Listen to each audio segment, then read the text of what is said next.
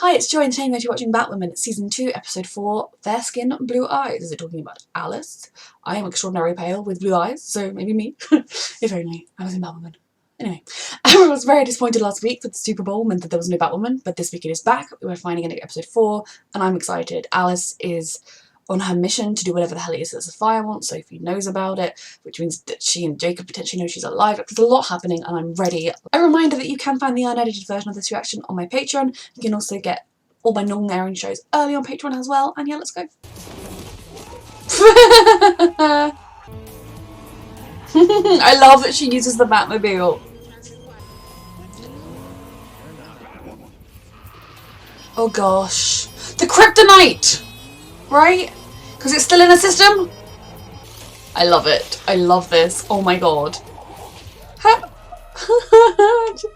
But yeah, you need to tell them that the kryptonite is still causing you problems. / still there. I couldn't get the bat light, so I yanked the door. Oh. I left for school and... Oh my god. Do you care about women? Oh, this little angel. I care. I will find your brother. I mean, I will not be able to assist you in any way, really. But you know, I'll hold your hand while we look. Father, I need your help. Yeah, it happening to him twice over. Feel for him. Even if you dislike him, this is an element that you could feel for him. It is interesting, isn't it? Because it's paralleling Kate Kane with the child. What? Nothing.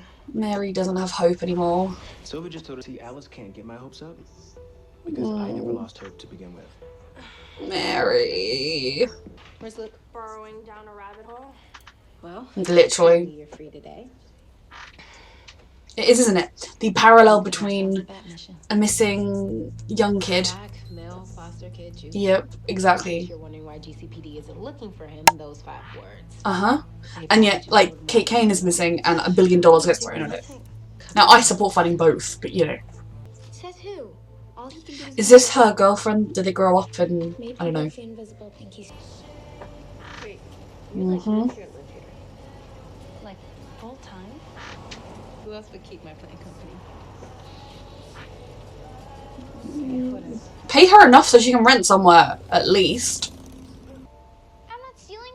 These are free. Oh, don't worry. I'm not police. Oh god, what is this? I'm known. Wait. Maybe I'll take a peek. Outside of the van? Yep. Oh, what happened to Ryan?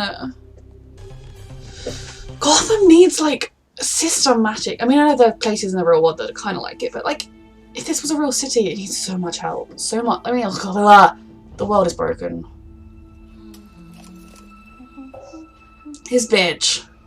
You're not willing to risk anything for my sister, so... Oh, she's manipulative. What do we need to do? Guess it depends on who they're finding. If it's like an actual criminal... Your computer and... Monster. I don't trust that dude. Because we keep seeing it. She doesn't need shadows. She's a blue-eyed suburban housewife who targets... Well, when someone comes to claim you, you can leave. But until then, I'm just a good Samaritan. Well, no one knows she's there, do they? Child wondering, I am the only one who's here for you. People that go after children are the worst. If I was her, I would have eaten the candies or something. I think, or thrown them away. Help us with a missing persons case. We're volunteers. Or is it Beth? Looking for this. Yep. Fair skin. Blue eyes. Alice. I was looking for a 13-year-old white girl wearing a red stone necklace. Mm-hmm. Well, can we work out the route? Find Candy Lady. How? That girl was Beth Kane. Uh-huh. Much left unsaid between you two, and it's killing you. Okay, and you're trying to get Just your because you, I kicks want to work with you. manipulating It's someone. not nothing to find her. Is that what you are? Mm. Haunted? Yeah. What do you want me to say? Don't. Oh god. The hell? Including logs of who... Tell Mary about the kryptonite! I lost my sister. I want to hang on to every piece of her, too. No, she's not dead. Mary's gonna get Kate back, even if Kate moves. Speaking of, you should totally live here. With you. I'm serious. I mean, it's already paid for. There's an extra bedroom. The bathroom is huge. And no offense, your plant was looking kind of sad in your van. This is the corner. Oh, Okay, look, there's a cute. you don't have to sell my ass on moving out of my van. Yes, I'd love to live here. I love these two. Okay. See, I think in a way, people like Mary or Kate, who are good people but come from an ivory tower of wealth and privilege, just aren't aware of like how sheltered they are, even when they think they're being not sheltered. And that's what Ryan brings, like a real understanding of what it is like at the complete opposite end of the spectrum. Like they're almost polar opposites in terms of their upbringing and their experiences, because that is what the team will really could benefit from, having people like Mary who have the kind of, if they need to go to some sort of diamond show, I don't know if there's a diamond show, you know, some sort of, she's got the knowledge of that, and then Ryan brings so much valuable knowledge, but it's also very heartbreaking. Everything Ryan's been through, the more you learn about her, the more you're like, her life was just miserable, and I'm so glad that she's got this positive thing and these people that care about her already. But Kate never did. She reminds me of someone. Is it her friend from... My ex. That's what I thought that girl would grow up to be, her ex.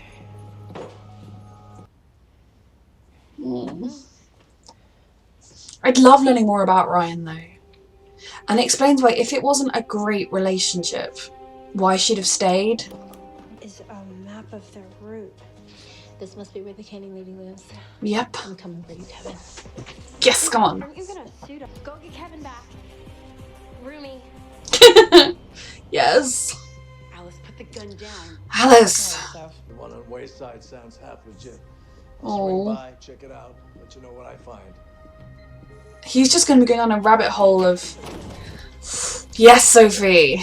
Never touch my gun again. Okay, I love you. You can do this. I'm here to claim Kevin Johnson. Who? 15, male, African American. Yeah, she gets to do what was never done for her. With you. And give the descriptors. And who might you be? Someone who cares. Yep. I have seen him. And he's found a family who loves him. Oh, no!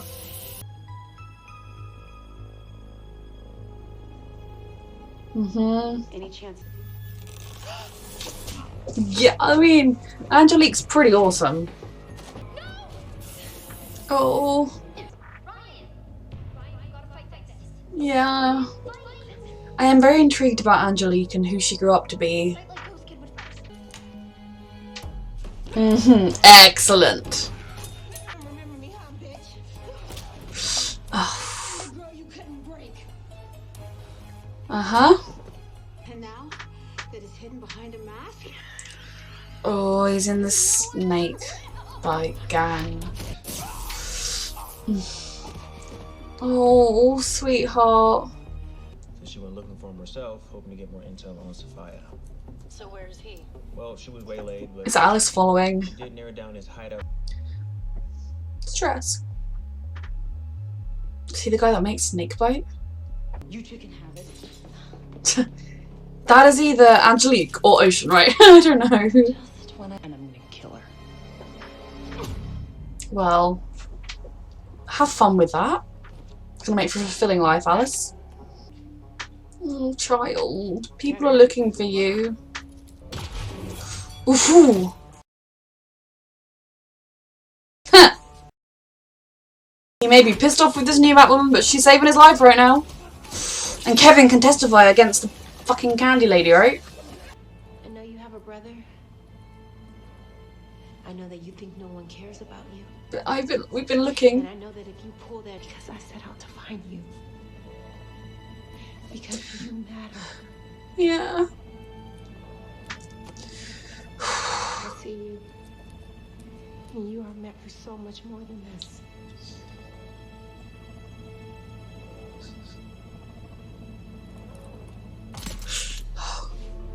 Yeah.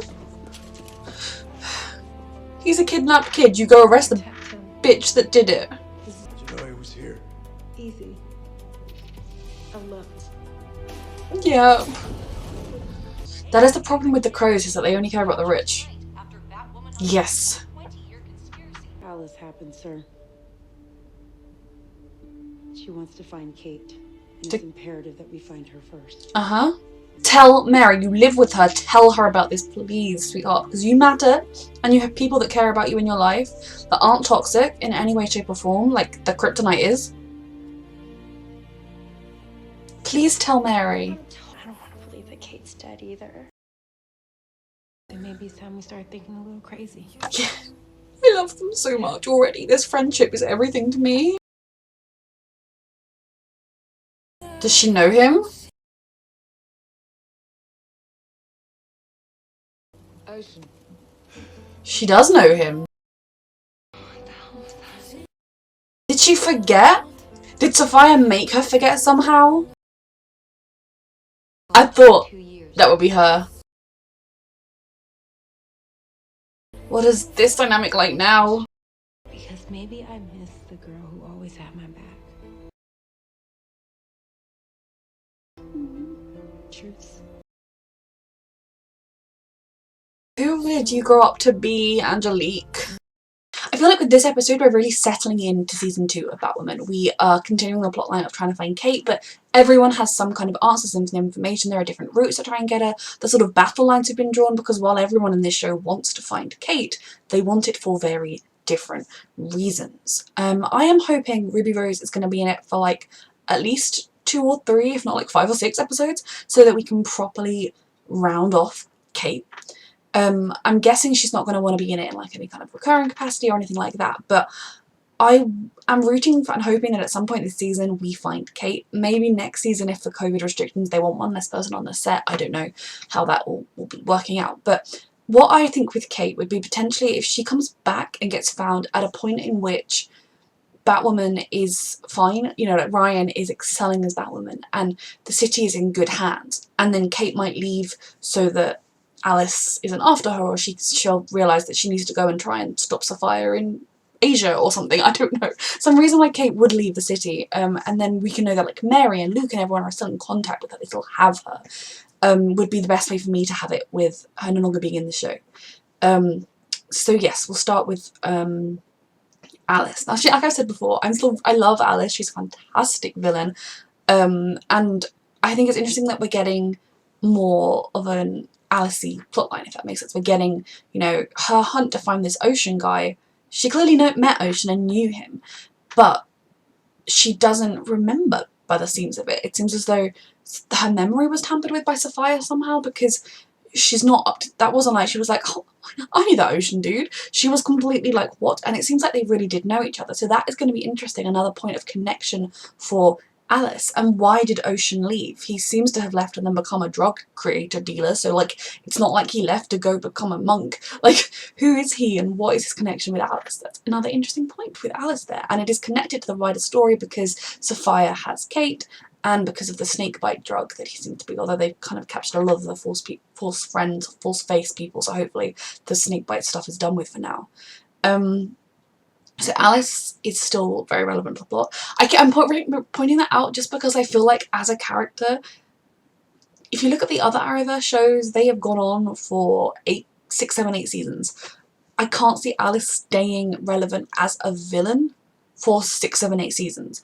I could see her, if she had a redemption arc to be somewhat good, that could have worked, but as she is very avowedly not, I don't know where we would go with her into like multiple seasons, especially now Kate's gone.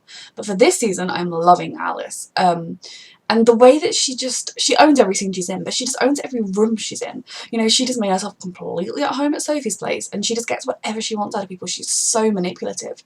And it's going to be interesting for her to explore this backstory that she doesn't even remember, yet another instance of her life in which she has been manipulated, and how much of who she is because of her being like, oh, I'm going to take back and cause pain after everything that I suffered, and how much of it is how she was created to be. I'm intrigued with where they're going to go with Alice this season now, more than I was at the beginning, although I always love Alice, if that makes sense. Sophie, I love that she kind of was willing to tentatively work with Alice. She was willing to, especially if she could look at Alice and see that maybe in there was Beth, in there was someone that cared about Kate and was rooting for a chance to have a second chance with Kate. But when Alice is like, nope, they sent me to Arkham, therefore they're evil, and I'm gonna kill Kate. It's like, well, what the fuck is the point of trying to find her just so you can kill her? I love the concept of Alice is trying to find her, we have to do it first. It's stressful though. I can understand with Alice, and like I understood last season why she was so brokenhearted over Kate locking her in Arkham. Especially as it was kind of at a point when they'd like made peace and were working together sort of.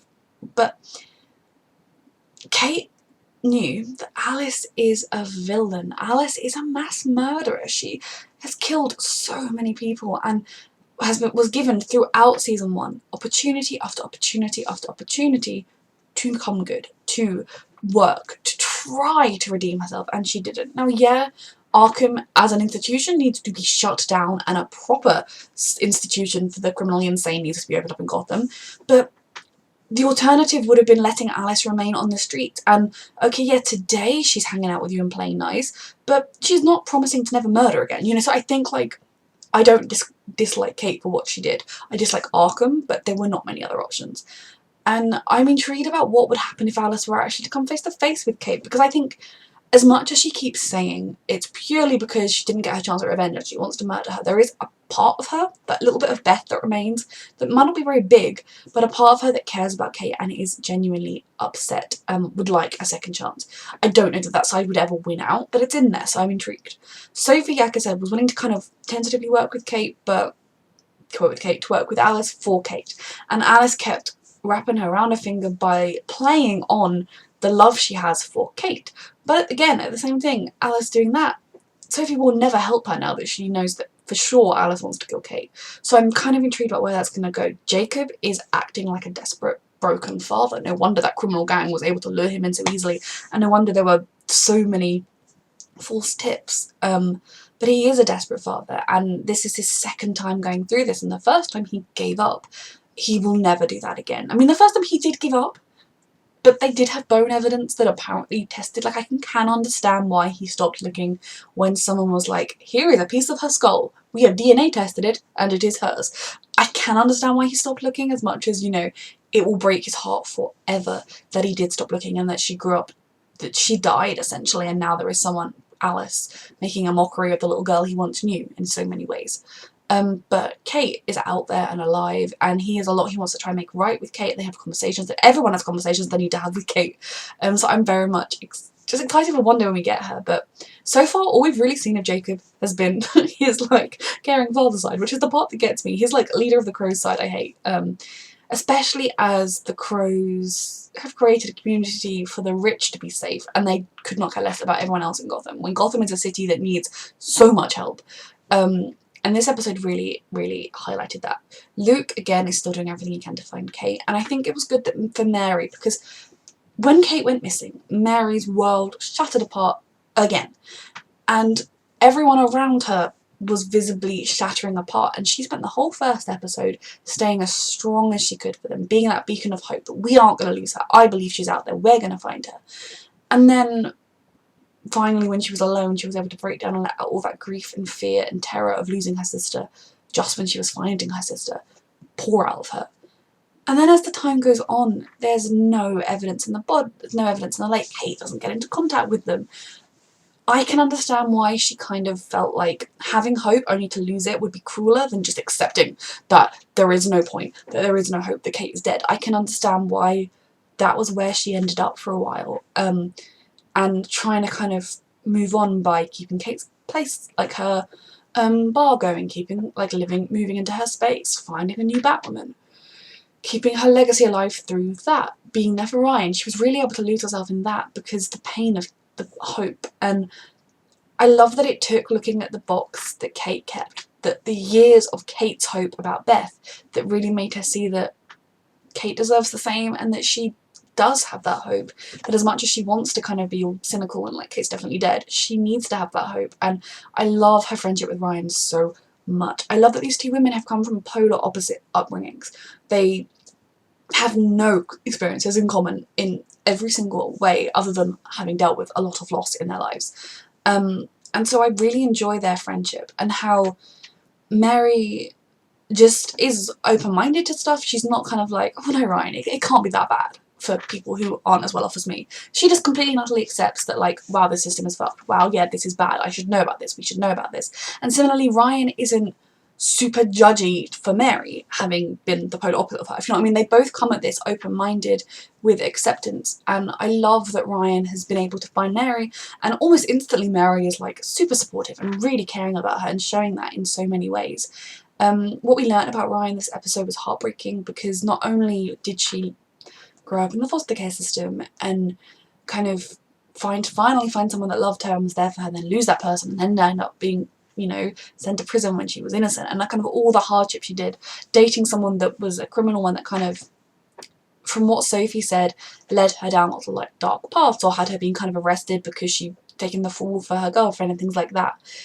But seeing where that bond came from with Angelique is so fascinating, and again, seeing even more so why Ryan has trained herself to be such a competent fighter given her experiences. And it's the thought that someone like the Candy Lady could live for that long in one place without moving around.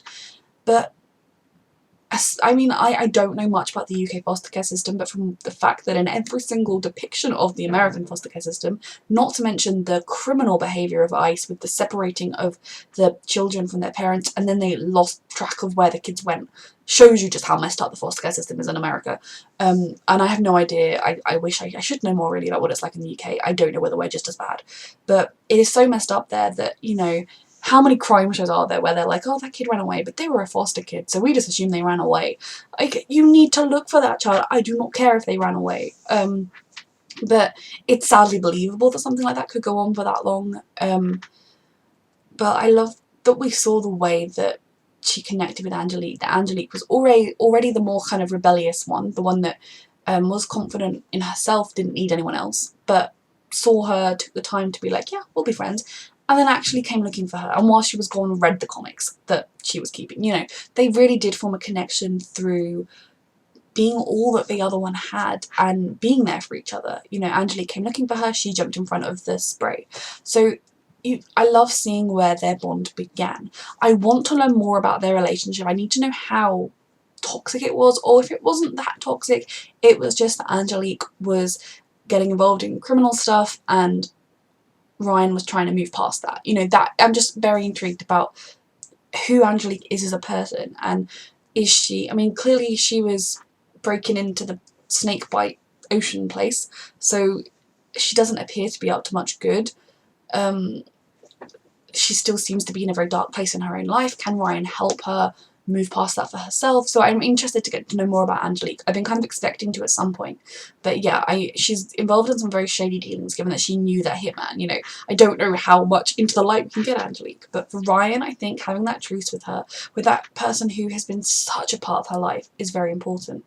And I'm intrigued to see more about Angelique and who she is, but I am ready to fight to keep her away from Ryan if need be, because Ryan just, oh, I love her so much already. I was so connected to Kate, I still am, but I love Ryan too so much. I mean, she has been through such hell in her life. The more you learn about it, the more you just cry for her. And yet when you look at who she is, at the hope she's able to find, the optimism, the belief in people, and the fact that she was able to go to that place and stand out there and say, you know, dark skin, dark eyes, rather than fair skin, fair eyes, kind of that attitude with it, and kind of she was able to stand back to this dark piece of her childhood where she was made to feel invisible, and she is making a real change so that kids like her won't feel invisible anymore, people like her won't feel invisible anymore, they'll know there's someone out there fighting for them.